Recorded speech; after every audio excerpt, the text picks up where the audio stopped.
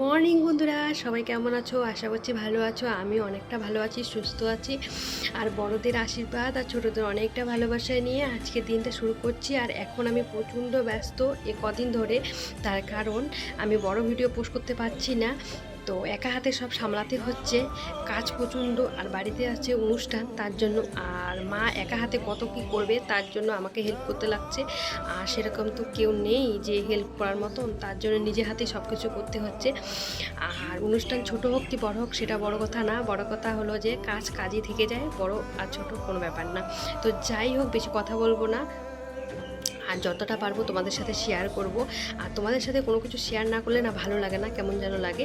তো যাই হোক, সব সময় তোমরা আমার পাশে আছো, পাশে থাকবে আশা করব। তো যাই হোক, হাসি দুঃখ কষ্ট যেটাই হোক না কোনো, সব কিছু শেয়ার করবো তোমাদের সাথে। তো চলো, বেশি কথা বলবো না, চলো কাজ করি। বন্ধুরা, আমি এখানে রান্না করছি, রান্নার গ্যাস শেষ হয়ে গেছে। এখন যে কি করব আমি নিজেই বুঝতে পারছি না। দেখা যাক কি করা যায়।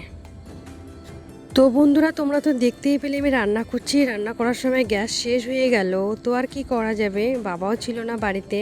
আর যখন বাড়িতে আনাই আছে গ্যাস, তার জন্য নিজে নিজে লাগিয়ে নিলাম। আর গ্যাস লাগাতে আমি পারি। আর আমি মনে করি যে কোনো কাজই ছোট কি বড় না, সব কাজ শেখা ভালো, মেয়ে হোক বা ছেলে হোক। তাই গ্যাসটা লাগিয়ে নিলাম। আর বাবার অপেক্ষায় যদি থাকতাম তাহলে তো অনেক লেট হয়ে যেত, তাই নিজে লাগিয়ে নিলাম।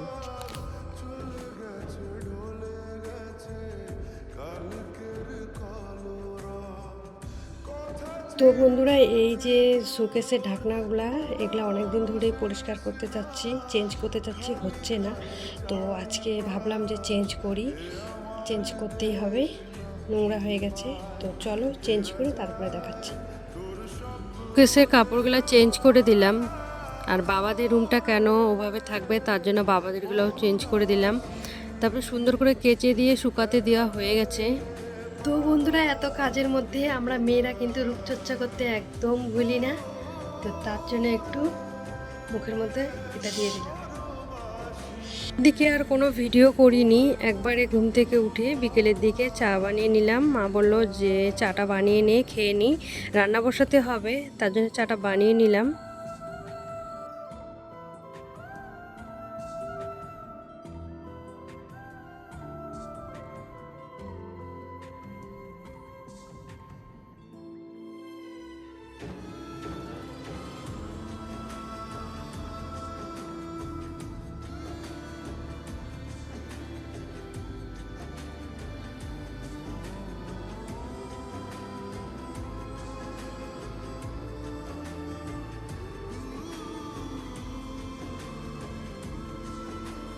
বাজার থেকে মাছ নিয়ে এসেছে, তো মাছগুলোকে পরিষ্কার করে রান্না করার জন্য রান্নাঘরে নিয়ে আসলাম। তারপরে লঙ্কা আর পেঁয়াজ পেস্ট করে দিলাম। আর মাকে দেখাচ্ছিলাম যে মা এভাবে হবে, মা বলছে হ্যাঁ হয়ে যাবে। আর মা পাশে কাজ করছিল, আর ছোট ছিল তো তার জন্য দুবার আমাকে পেস্ট করতে হয়েছিল। তারপরে তেলটা গরম হয়ে গেছে, মাছগুলা ভেজে নিলাম। আর প্রচণ্ড গরম লাগছিল।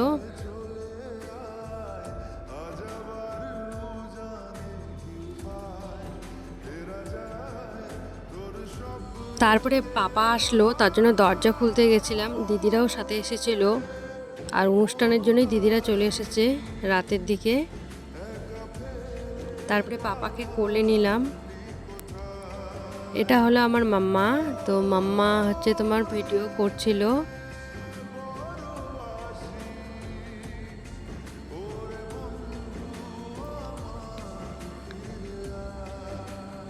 তারপরে দিদিরা নিয়ে এসেছিল মিষ্টি।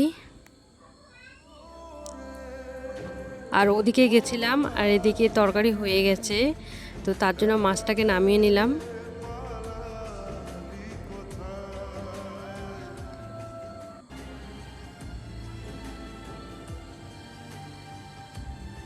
ভাতটাও হয়ে গেছিলো, তার জন্য ভাতটাকেও নামিয়ে নিলাম।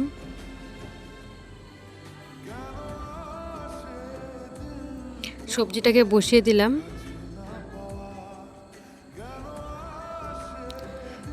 তারপরে মিষ্টি খাচ্ছিলাম। এখানে পাপা আর মাম্মা এখানে খেলছিল, তার জন্য ভাবলাম যে একটু ভিডিও করে নিই। তো ওরা সেই মজা করছিল।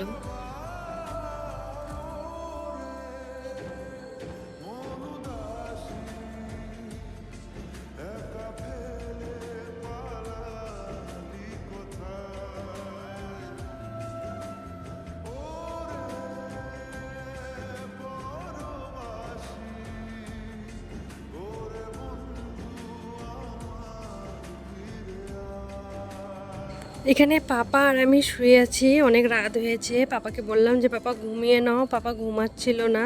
তো যাই হোক, যদি ভিডিওটা ভালো লেগে থাকে তো লাইক, কমেন্ট আর শেয়ার, সাবস্ক্রাইব করতে একদম ভুলবে না। আর পরের ভিডিওতে তোমরা দেখতে পারবে আমাদের বাড়িতে কী অনুষ্ঠান ছিল, আর দেখতে একদমই ভুলবে না। ততক্ষণের জন্য ভালো থেকো, সুস্থ থাকো। Tata, bye bye, love you all, good night.